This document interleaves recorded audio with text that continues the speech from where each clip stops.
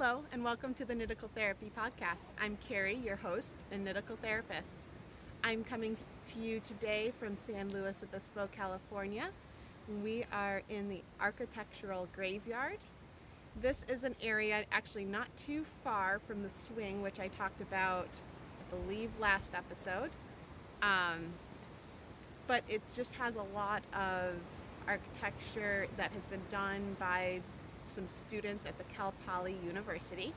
So I will include some pictures of those some point in this video as well, because they're very neat. Some of them date back to actually the year I was born, so they're pretty old. But then some of them are newer as well. I think the most recent year I saw was like early 2000s. So they're kind of all over the place as far as when they were made. Some of them have been redone and improved because as years go on and rain and everything hit them, I'm sure they kind of start to break down a little bit. So this has been a fun little adventure for the day. So of course I'm here to share with you my knitting. I've got a few things that I want to share with you today. I should have set this up a little better before I turned on the camera, but let's get my notebook open here.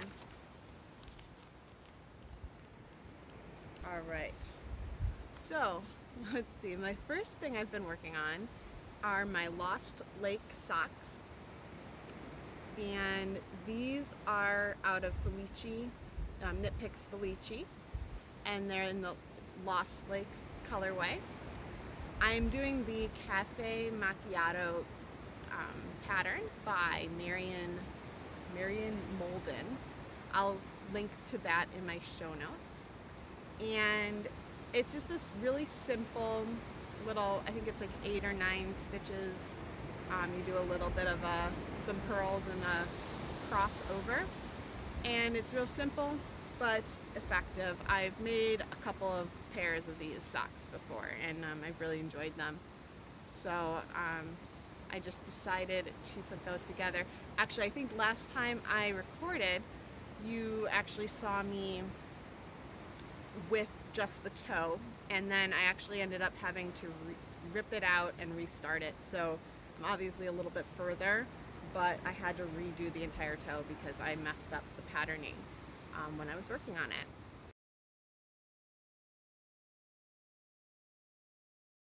The next thing I've been working on is my baby blanket for my friend who's having a baby girl in June.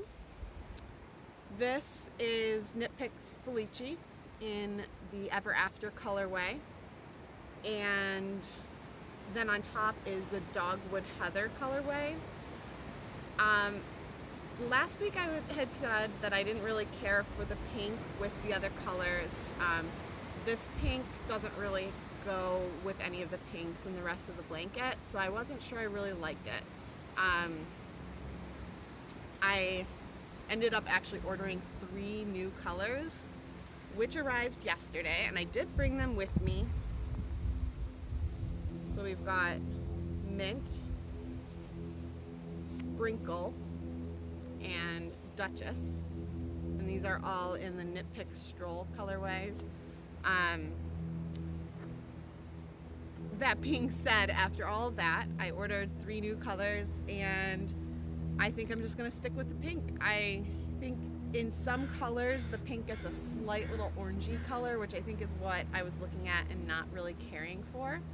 But in the natural light, it really is truly a pink.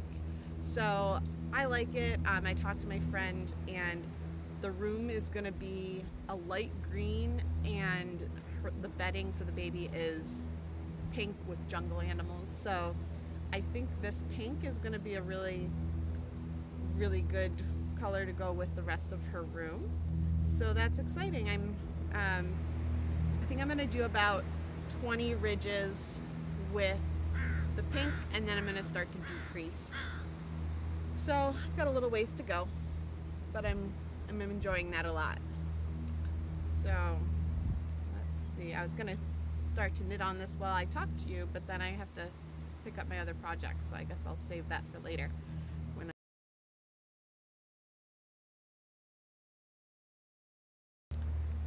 The next thing I worked on this week is my color affection. Doesn't look terribly different from where it was last time. Still only have the two colors. Hopefully in the sunlight you can get a little better idea of the colors. I know last week my lighting was terrible, so if you stuck with me, I appreciate that for sure. But yeah, so this is Cascade 220, and the third color is going to be this green. And it's just plugging away at it. It's a good sit and watch Netflix kind of knit. Just a little bit of pattern on either side, and then you're good to go through the middle with just garter stitch. So it's really nice to work on. Make sure I'm getting everything here.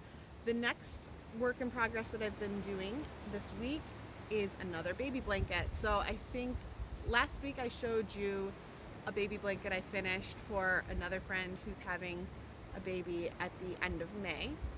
And so since I had cast one off, I cast on the third baby blanket because I have a friend who is having, I think she's due in May. She actually might be due pretty quick here. But she wanted a gender neutral color. She doesn't actually know if it's going to be a, oops, this is the front, doesn't actually know if it's going to be a boy or a girl. They're holding out. They're waiting to find out until they are born. So this is a Knit Picks Felici, big surprise. Seems like my favorite yarn this week. In the toucan colorway. So it's got yellow, purple, and some bright blues. I thought it was pretty neutral, but still like fun coloring. I don't know what color her baby room is going to be or anything, but she actually picked this colorway out. I couldn't really decide between a couple of colors, and I wanted to give her the choice. So this is the one she picked. This is the 10 stitch blanket. So basically, I always just have 10 stitches on the needles, and I'm going around and around, so makes a spiral. I'm pretty happy with it so far. It's obviously got to be quite a bit bigger than it is now, but I've only used maybe half of a skein at this point, so I think I'm doing well with the colors. I'm not holding the colors double for that blanket. They live in North Carolina. It does get cold down there, but I don't know, I just figured this way it's a little bit of a lighter blanket, and that way I didn't have to buy more yarn, because I was a little nervous with, not being able to finish the blanket with the yarn that I had purchased, even though I did order more than I had of the other Felici yarns for the other blankets. So anyways, that's that.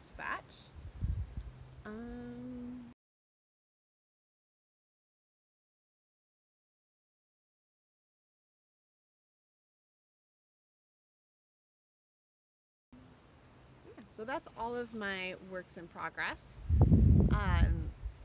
I don't have any finished objects this week. I've just been kind of plugging away at everything that I've been working on here to show you. So let's see, let's talk about what's on my Kindle. I didn't talk about what I've been reading the last couple episodes, I don't believe, but this week I've been doing a lot of reading. I've been actually listening to a lot of audiobooks while I've been driving to work, and also while I'm knitting.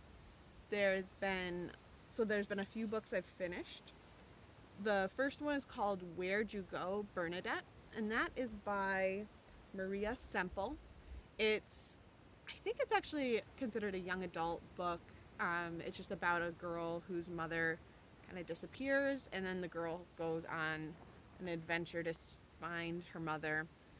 I enjoyed it. It wasn't my favorite. I had been recommended to read it by a coworker, I believe, and I did enjoy it. I could definitely see how it would be a fun read for like sitting on the beach, just kind of hanging out, but it wasn't my favorite book. I think I gave it like 4 stars on Goodreads. It was worth reading, but nothing special in my mind.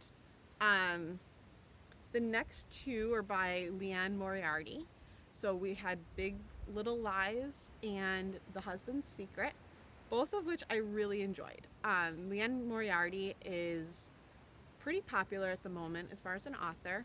She has written quite a few books, and I've read at this point, that's 3 of her books. So I also read Truly Madly Guilty by her.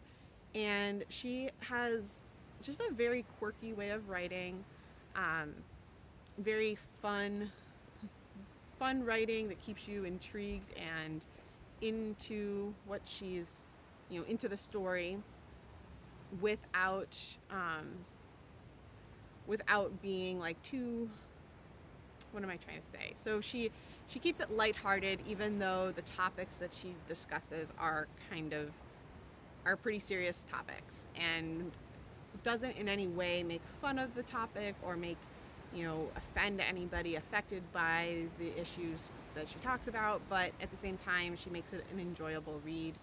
Every little part of her story, whether it's like the character goes to the grocery store, like it has a part of the story. It gets pulled back usually towards the end. There's it kind of explains why everybody was where they were, and so I think it's kind of fun because even as you're reading, you're just getting like maybe little snippets of the day, and you're thinking, well, why do I care that she went to the coffee shop? Well, that kind of comes into play later in the book and becomes important. There's always a huge twist at the end, and usually even if you get some of it, there's usually more of a twist that you probably didn't get. So definitely enjoyable reads, quick reads. I've been doing a combination of audiobook and Kindle book when I can. I rent them from the library, and so that works out really well. Helps me finish them quicker, and if I'm really into the book, that definitely helps. So yeah, I would definitely recommend Leanne Moriarty if you haven't checked her out already. So let's see. Books I'm currently reading. I picked up, it turns out it's actually the 4th book in the Girl with the Dragon Tattoo series, but it is by a different author. So for those who don't know, the author of the original 2 books passed away while writing the 3rd book, and then somebody came in, this David Lagerkrantz, could be saying his name completely wrong, came in and finished, I believe he was the one who finished off the 3rd book, and now he's written a 4th, and I think a 5th book is actually coming out. I thought I had already read the 3rd book, so I picked up or ordered the 4th book from the library. But now I'm realizing I don't think I actually did read the 3rd book, so I will probably be reading that one soon. So it has a lot of the same characters as the Girl with the Dragon Tattoo books. I'm enjoying it. It's a little bit of there's a lot of little details and talk about computers and things that I don't really know too much about, so I get kind of lost sometimes in the narrative, but I do enjoy it. I enjoyed the Girl with the Dragon Tattoo books, and I'm hoping maybe this book will get a little bit more interesting as I go. The other book that I haven't started, but I'm looking forward to, is called Into the Water, and it's by Paula Hawkins. She's the writer of The Girl on the Train, which is now a movie, which I didn't see the movie, but I did read the book. I did enjoy it. I know I've gotten mixed reviews on the book. Some people really love it, some people hate it. I thought it was good. I enjoyed it, and I'm excited to see what her 2nd book has to offer. I think when I was listening to a podcast called What Should I Read Next. It came highly recommended by um, the host over there. So, and she gets a lot of like pre-reads and everything. So I'm excited to kind of see what it has. That's another kind of suspenseful mystery kind of book. So I will let you guys know what I think of that, and that's probably going to be part of my weekend this weekend, is getting through that book a little bit. All right, so cooking this week. I did a little bit of baking. I made some chocolate peppermint cookies. Basically, it's just like a fudgy chocolate cookie, and then I put crushed peppermint patties in, or not patties, the peppermint candies into it. Real simple, really good, really bad for you, I'm sure. There was quite a bit of butter and sugar, but you know, it's baked goods. Usually they're not the healthiest. I always take the stuff into work when I can and share it with them, so they were well received. And we had a little bit of extras that I didn't make the first night, so the second night, after I'd made the first batch, I ended up making just like 2 giant cookies, which turned out to be extra good, just because, you know, they didn't get quite so crispy as the other ones, but they were really good. I will post a link to that recipe that I used.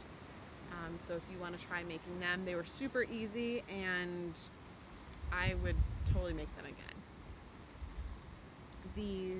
Let's see, I think that's everything that I made this week. Our sourdough starter is no longer, so we threw that one out. It started smelling bad, so we ended up getting rid of that. I think we're going to restart. Well, I know we're going to restart. We did last night, we restarted our sourdough starter, and hopefully that'll help, or that'll be better this time. I talked to a coworker, and she's going to give us some tips on how to do it so that we can let it rise overnight and it doesn't take the whole day like the first couple loaves that we tried to make were going to take.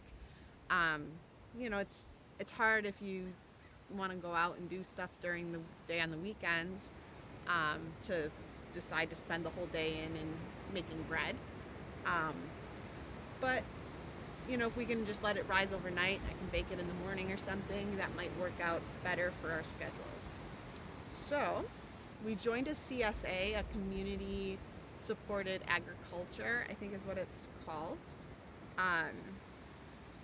This one specifically delivers to us in San Luis, and you get fresh vegetables every week. We've gotten some romaine, some carrots, parsley root, which I had never heard of. Obviously I've heard of parsley, but I never actually known you could eat the parsley root. So we're still trying to come up with a way to use that. I think somebody recommended like parsley root fries. So I don't know, we'll have to use those sometime soon here. But it's been fun kind of getting some good healthy vegetables into the house and help us cook healthier and be a little bit more adventuresome with our cooking. So that's all that we have for today. I'd like to thank you so much for joining me, whether this is your first time or a returning listener. I ask you to please come over and join the Ravelry group at Knitical Therapy Podcasts on Ravelry, or you can hit subscribe on YouTube so that you can be notified when I put up a new episode. Thank you to everybody who has already done so. It means so much to me to see that there are people who are watching and want to continue watching. I know my lighting has been off. I'm a little stuttery here and there, but I appreciate you checking it out, and hopefully as I do this more, it'll be a little bit more natural. And I definitely enjoy sharing everything I've been doing and working on with you. So you can find me at Knitical Therapy. You can find me on Ravelry as Knitical Therapy. You can find me on Instagram as Knitical Therapy, and on Goodreads as K Willa. You can also find me on Ravelry. Oh my goodness. Okay. You can find me on Ravelry as Knitical Therapy, and you can find the podcast group Knitical Therapy Podcast. You can find me on Instagram as Knitical Therapy, Goodreads as K Willa. I will post all the show notes to my website, www.kniticaltherapy.com. And please feel free to comment. Let me know what you think. And thank you so much for coming by. Have a great weekend. Bye.